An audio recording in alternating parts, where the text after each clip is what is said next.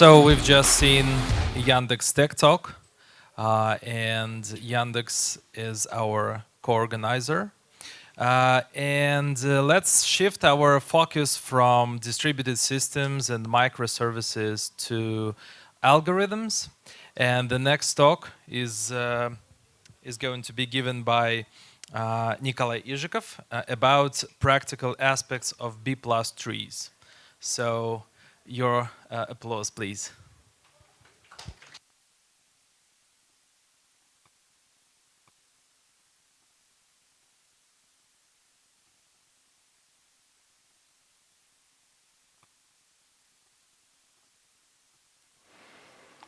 This doesn't work. Oh, okay. Hello, everyone. Thank you for coming. I'm Nikolay Izhikov. I'm open source enthusiast. I'm Apache Ignite PMC and Apache Kafka contributor. And for now, for today, I will talk about B+ trees. So in the last year, I spent some time to gain knowledge about how B+ tree works internally and implemented in real-life databases. I read some source code and things like that. And today I want to share this knowledge with you. And okay, so why do you want to know about B+ trees and how it implements in databases? If you are familiar with Java, you know, and you take a Java interview, you know, almost always you heard the question about how hash map implemented in Java collections framework. So it's obvious knowledge of all Java engineers, and you know, almost all engineers know the answer to this question.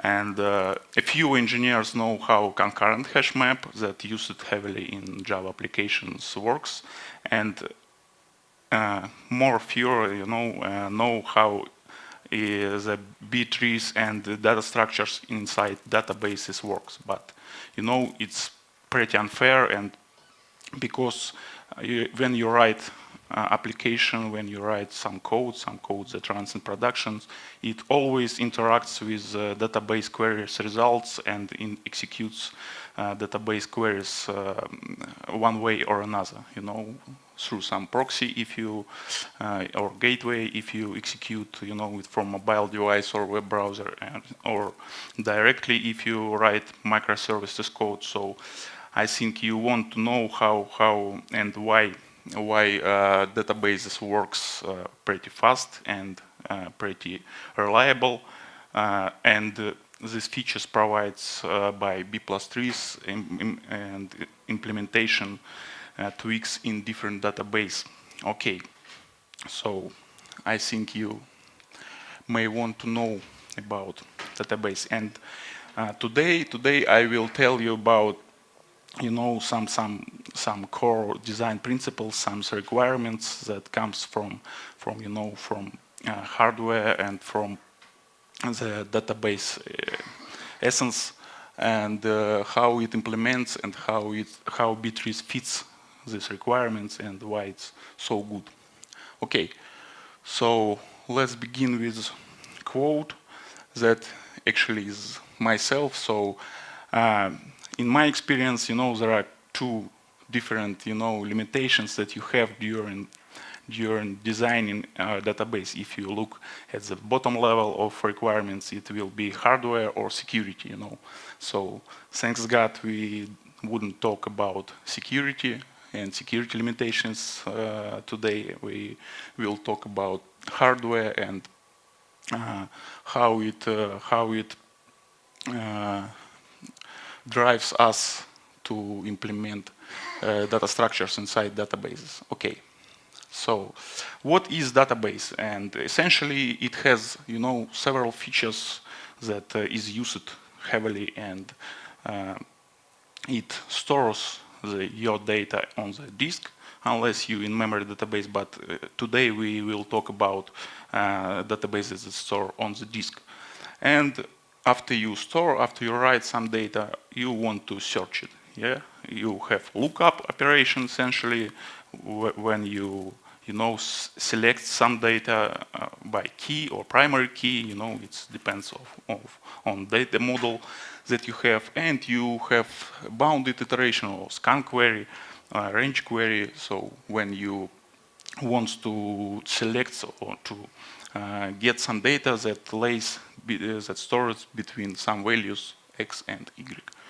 Okay, so how database storage works. Let's talk about basics. Let's talk about some pretty basic things. Actually, storage unit is a page in database. Page has constant size, and page is aligned with the disk storage unit. As you may know, disk has a constant predefined unit of write and read. Actually it's several kilobytes, 4, 8, 16 or something like that, and you can't read or write less or bigger with one operation. Okay, so page actually combine it in reusable buffers, that align it with the RAM, and you read one page, write one page, and this basically how storage engine works inside database. You have different page types and sorry. Okay, and for the record, we will not dive deeply in the details of database storage, but to make you familiar with the details, database have write-ahead log that essentially is a redo or undo log that stores actual delta of records while you operate, the few bytes of records that actually was written or deleted from the tables, and the pages are written as a whole. In general, it's this process executed by database engine periodically, and this process calls checkpoint or something like that. Okay. So let's start with the basic structure: binary tree, AVL, or red black tree. Almost all developers, especially one who have computer science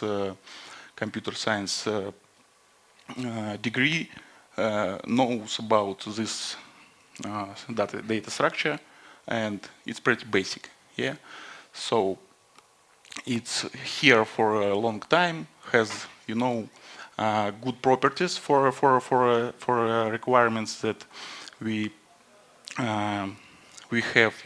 We want to store data and read data, search data pretty fast, and this structure fits almost, not almost, on all these requirements. But what it doesn't fit? It had bad hardware mapping. Why? Because each node of the tree is store only one key, only one node of the tree, and one node of the tree, when you store it in database, is pretty small. In most cases, if we store numbers, it's long data type, it's 4 or 8 bytes and things like that. So when we change each node, it will be only 8 bytes or 16 bytes and things like that must be written on the disk. So this data structure has bad hardware mapping and can be used in real database. Okay, so what other properties that we want from the tree? We want all leaves at the same level to gain the good performance and to make sure that search of the key will execute the same count of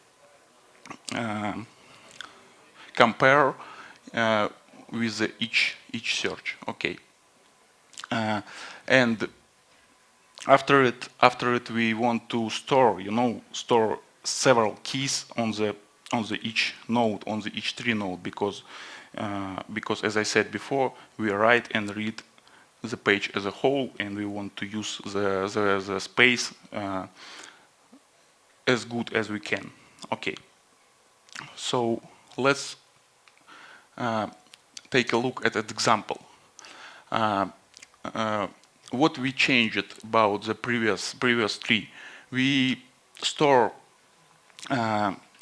several keys, as many keys as fit in the one page, on the one page, yeah, and we want to store it so in the sorted manner.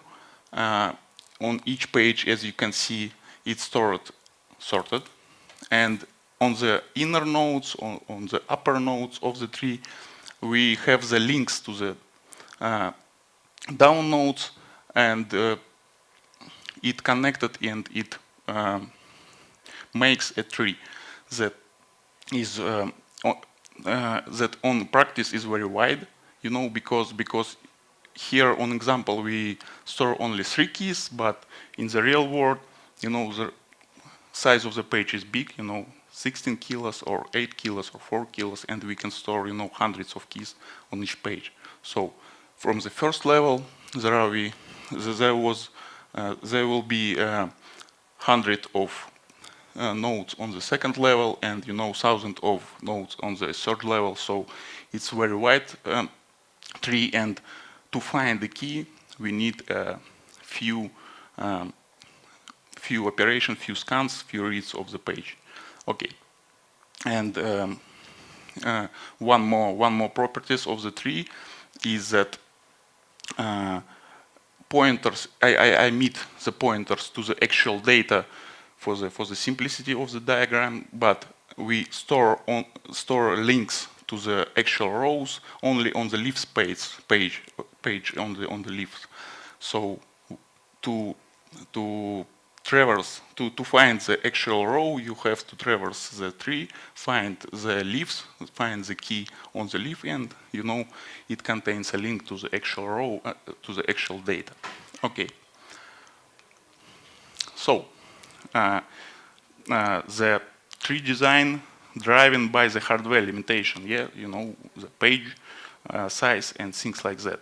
So let's take a look on how the basic operation implemented. So search or contains the key. Let's take a look. For example, we searching a key with value 15. Yeah. So basically, we read the page and compare the key that we searching with the key that stored on the page to find the link what we should follow. And if key 50 is more than 42, we just take a right link and follow it.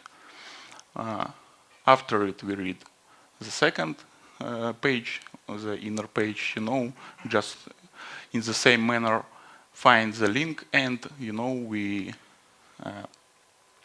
come to the leaf, and we can just search the key inside the leaf, and the answer is false. The key with the value of 50 not stored in our tree. Okay, this is how contains works, and as you may see, you have to read only 3 pages and make only 2 follow only 2 pointers to the page to search to find an actual key, and this is good because the read of the page is a potential read from the disk, and the fewer we do the read, the better performance we gain. Okay, so insertion is a little bit harder because I show it in an example. Okay, so to do insertion, we one more time we must find the leaf in to insert the actual data, actual key. Okay, so we traverse tree one more time, find the leaf page and insert the key in the page. And one more time, we keep our keys inside the page, inside the leaf, and inside all other pages sorted. So, okay, so the key inserted in the middle of the array on the page, but it's okay because operation of the insertion, operation of modification of the array is executed in memory, is executed with the page that in memory, and it's pretty fast. Okay. We have another case for insertion when we try to insert in the full page. You know, for example, I show you the page that can contains only 3 items, but you know, in practice, as I said before, this page will contain 1,000 or 100 or even 1,000 keys, depending on size of the key. Okay. So we traverse the tree one more time, find the leaf where we want to insert our new key, and you know, we come to the leaf that is full, and we want to insert this key, and we should split the page on the on the 2 new pages. Oh, I'm sorry. Okay, so we split the page and we divide our keys on one page, you know, that existed before, and the half of the keys goes to the right page, to the new page that was created for the insert during the split operation. And after this, we want to align our inner page with newly created page, and we create a link and, you know, insert the leftmost element on the upper level of the tree. As you may see, 55 inserted in the upper level, in the middle of the array, and link inserted in the upper level. Okay, so this is basically how insert with the split works. And now we have removal operation, and let's take a look how it works. And it works pretty similar to what we saw with the inserts. We traverse the tree, find the leaf that we want to modify, and after that we just remove, and you know, after remove, it's okay. It's in key is removed from the tree. Okay, so we have 2 special cases for the removal. First case is removal when we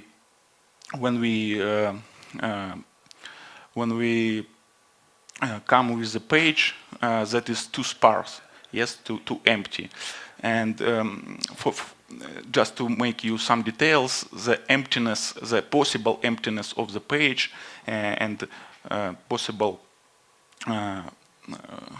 maximum elements of the page is a parameter of the tree, and different database allows you to play with this fill factor. You know, it's this property.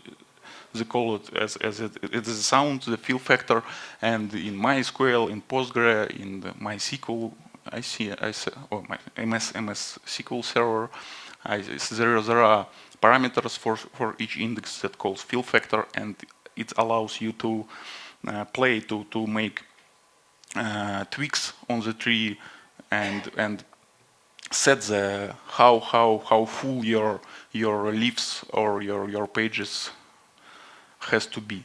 Because if your pages are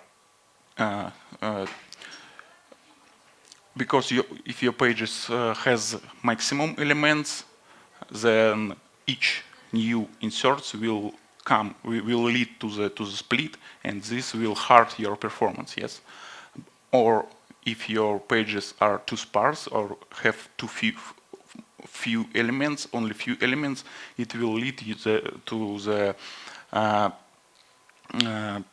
volume the index will be bigger, the space will more than with more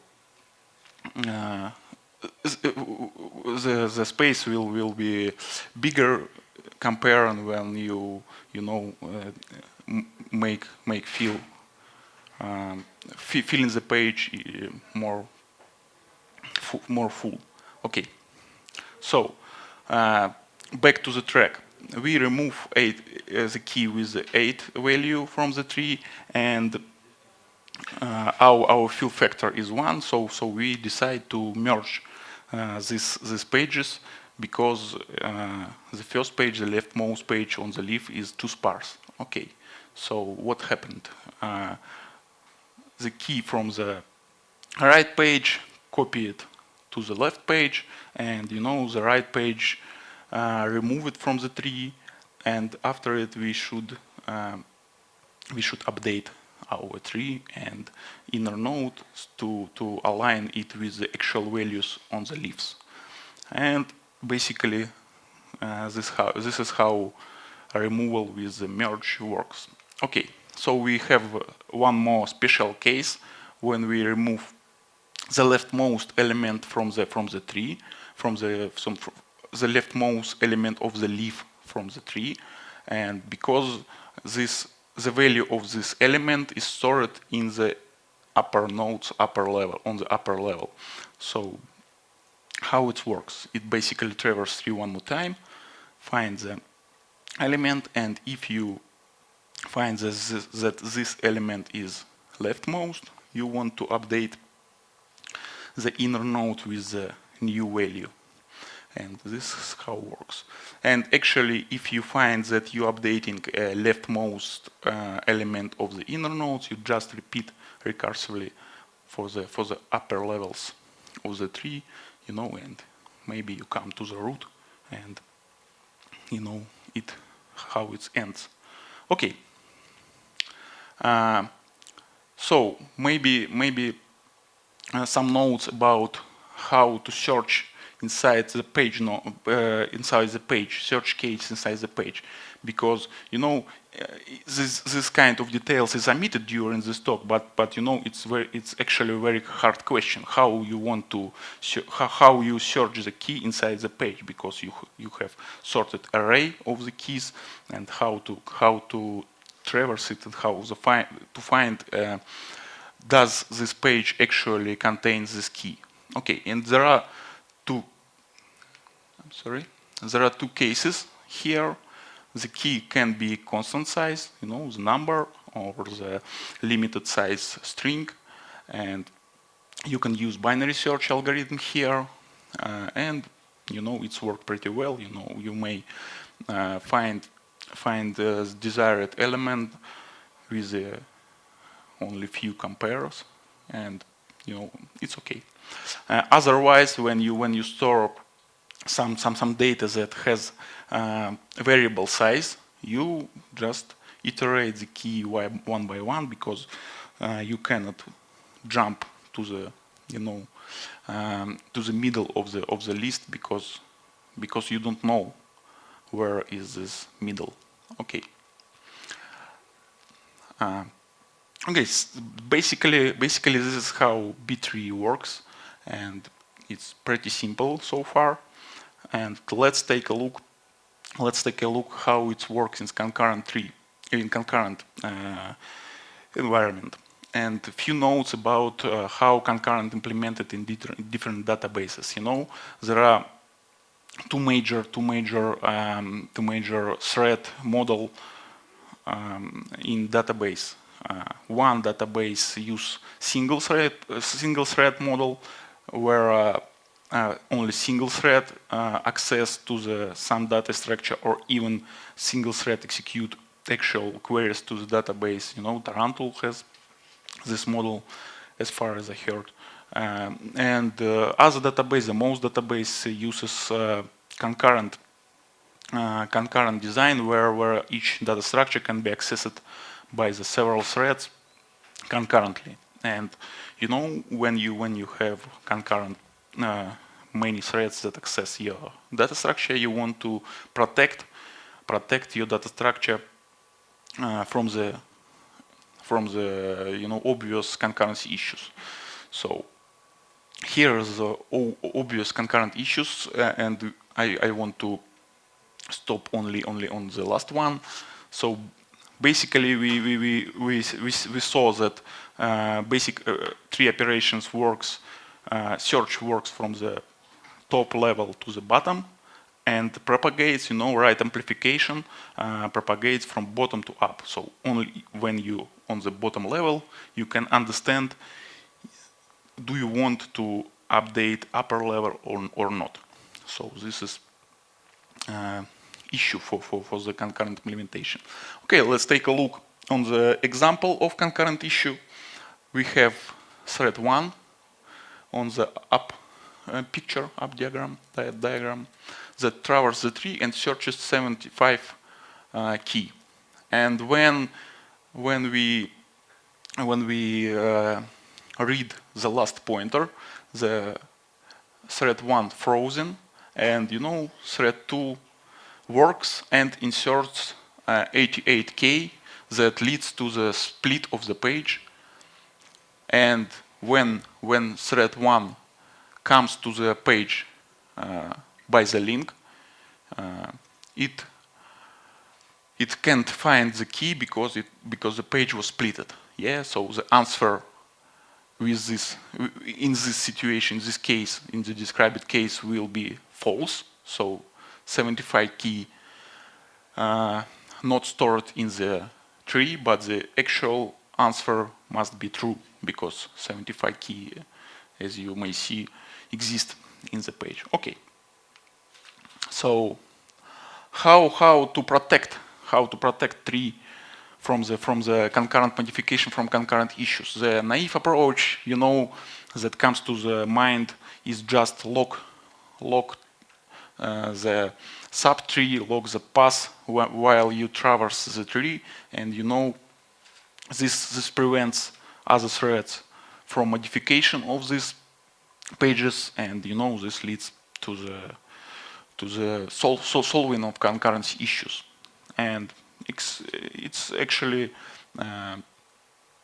pretty good solution, but it hurts concurrency a lot.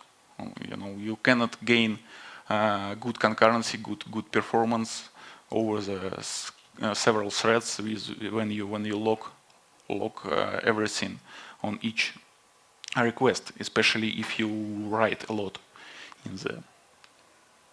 Okay, so maybe if we think a little bit, we can improve our naive approach with the technique that calls optimistic descent. So we not locking from the we don't execute, we don't acquire write locks during the traverse. Even for write operation, we just make the read locks during traverse operation, and we only acquire write lock on the leaf. And after that, we check: do we come to the case when we want to split or merge? Because this cases is very rare. When you store hundreds or several hundreds keys on each page, you rarely will be in this situation when you want to split or merge your page. And if this is the case, we want to restart our operation and lock the entire subtree, and the fallback to the naive approach, but provide concurrency guarantees. And actually naive approach, this improved naive approach works pretty well and implemented in several databases in production, in real world. And okay, so this technique allows you to gain the good performance, the pretty good performance, pretty good concurrency. Okay, so few words about lock model. I suppose you know these details, but one more time, we want to repeat this. each page of the tree have the read-write log. I think programmers who knows concurrency, you know what I mean. Thread can get a read log that guarantees that no one will write and modify the page. That is when you hold a read log, and any number of thread can get read log concurrently, and you know the readers don't block each others, and the write log is exclusive. You know, when you acquire a write log, it waits while all the readers will gone, write log in your page, and prevents other readers and other writers from the read or write the object that you want to protect. In this case, it's a page. Okay. So to gain the best performance in the most databases, the technique that calls point to write sibling by link tree that was proposed by the paper. I have the link on the paper in the end of the slides. You may want to read it. It's pretty simple.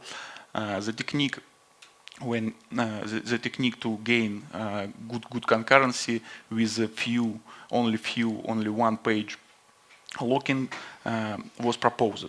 So we improve our tree with a pointer from the left sibling, from the left neighbor to the right sibling, and you know this makes our each level of the tree is a linked list. Yeah, you know, it's a pretty familiar.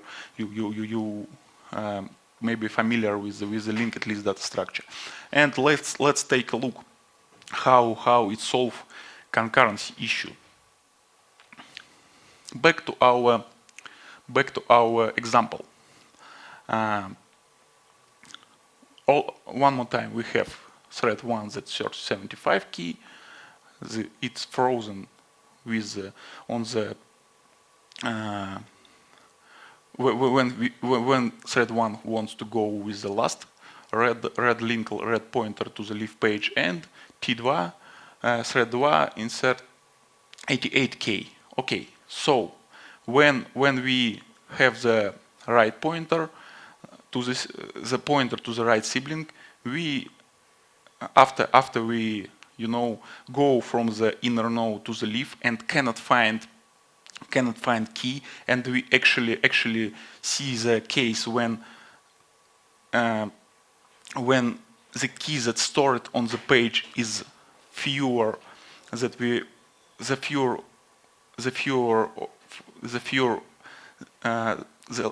the keys that stored on the page is less that compared with the key that we searching. We just follow the right link. You know, we assume that we have case when page concurrently splitted, and we actually follow the right pointer and find the key on the new page. Yeah, so the right pointer solves the concurrency issue actually. And let's take a look how insert algorithm works with this addition, with this improvement, and why it's so efficient. Split algorithms work as follows. For example, we want to split the left page and insert 12 key with the value 12. So we split the page on the 2, and while we holding write log, so no other thread can read the page, we split it and we modify our pointers, and we can just release the log, and don't modify the upper page because we have this right pointer, and on the point 3 we already in consistent state, because all the processes that wants to find the keys can actually find by following the right pointer. Okay, so after we adjust pointers, we adjust make the tree consistent with our rules. Okay. Okay, I think I a little bit out of time. So the remove algorithm works pretty similar with the split algorithm, with only one difference. When we make the empty page in the middle, you can see it must point to the previous page. We want to modify link and link it with the page that actually stores the data, stores merged data. So when process come to the empty page, it sees that it is empty. It follows the right link and comes to the page that actually stores the data. And this is how we can gain consistency of the tree with only one lock, and only one lock during split, and only two write locks during merge. Okay.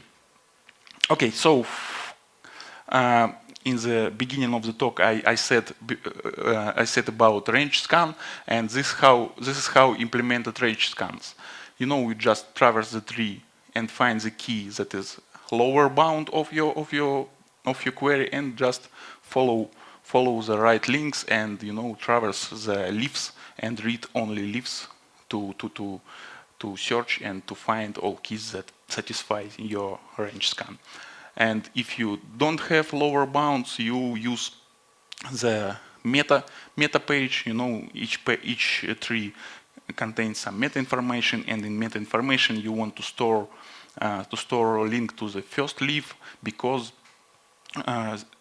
if you take carefully all the steps I describe, you never can delete the first leaf page, because you always split page from left to right and merge from right to left. So the first page will be there until tree is empty, will become empty. Okay. How much time I have? Okay. So I want to tell you one more thing. If you're familiar, I suppose you're familiar with databases. So how inverted order scans implemented in database? You want to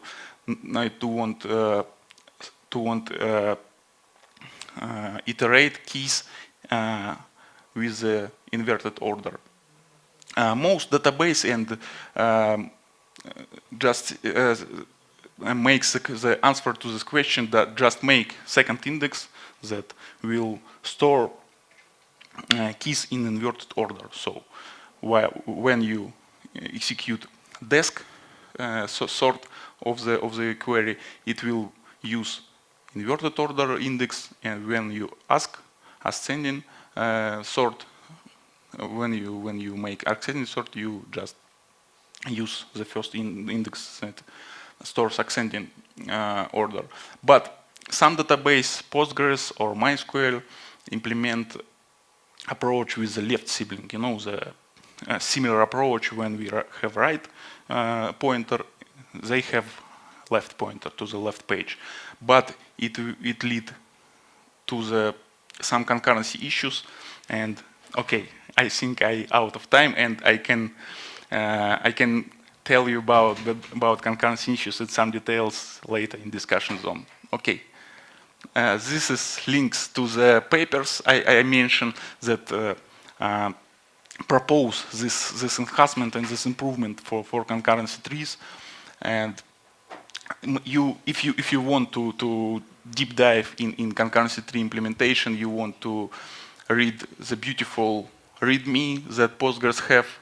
And if you want to see the actual B+ implementation, you may want to read the source code of Apache Ignite, and it, B+ tree that runs in production, in heavily concurrent production, and implemented in Java, and you actually can read the source code and understand it, in few days, I think.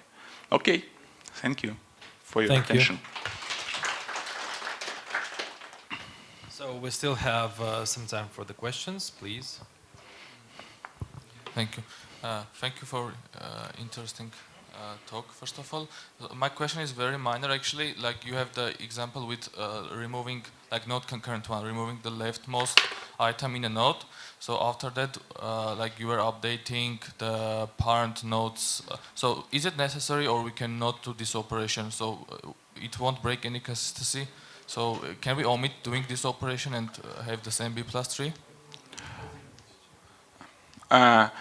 The properties, okay, it depends. You know, I want to take an architect answer. It depends. You know, so it depends on your source code and your suggestion about your properties of your data structure. You know, you may implement, you know, in one way or another. And in classical papers, the proposal of the data structure was that upper nodes, inner nodes of the tree, you know, not leaves, stores the maximum, the minimal element of the leaf node. So we must update to preserve the tree properties. So if you implement it in another way, you can do it, but it would lead to the you know, other difficulties and other issues in other algorithms, you know, when you search or something like that. So I suppose you want to do it to update the upper nodes. Okay, I guess the cases we can discuss later. Yeah. Thank you. Next question. Hello, thank you for the good talk. But before I will ask my question, please, can you open slide with your first example? Okay. Or maybe inserting example. Yeah. Like that? No, sorry. big. Bigger. This. Okay. This. My question is about, for example, let's imagine that we have these linked lists. Mm-hmm. And I want to ask a question. When we need to insert, in your example, you have like from 37 to 42 on the right side. Or for example, if I want to insert 41th element, it will go to left and we will lose the order or no? Or I'm understanding wrong? When you insert 31 key, 41. 41. I mean, 41 will go. I mean. Okay. Yeah. You find the bug in my diagram. Yeah. So the numbers on the fourth leaf should be bigger. Yeah. I'm sorry. It's just a bug.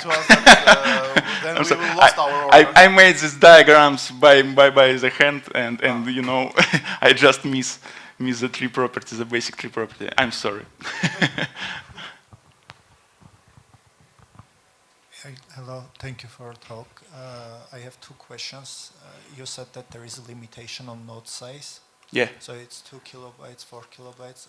I wonder if there is a limitation on key sizes. Like, no, actually, the real world implementation of B trees don't put any limitations, but you know, you have limitation on the so-called inline size. You know, so if you have big key and you want to index big key that doesn't fit on the page, you or you want or this key is big. Okay, so the inline size is a parameter that tells your B-tree implementation how much data you want to store inside the page. You know, so if you have, you know, string that can have variable length, you tell I want to inline to store on the page only 20 bytes or only 30 bytes or 40 bytes, and other information, other data will be stored in the row.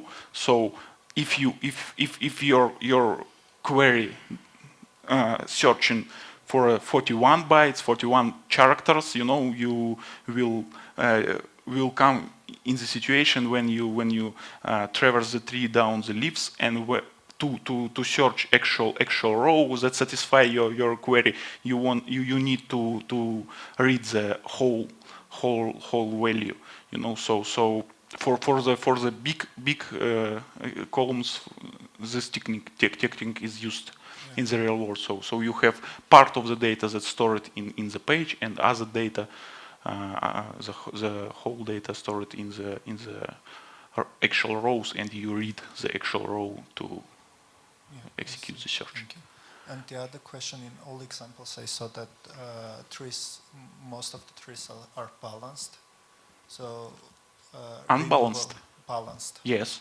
So removal of the elements can cause our tree to be unbalanced. Should we periodically, or in practical aspects, will it periodically rebalance tree?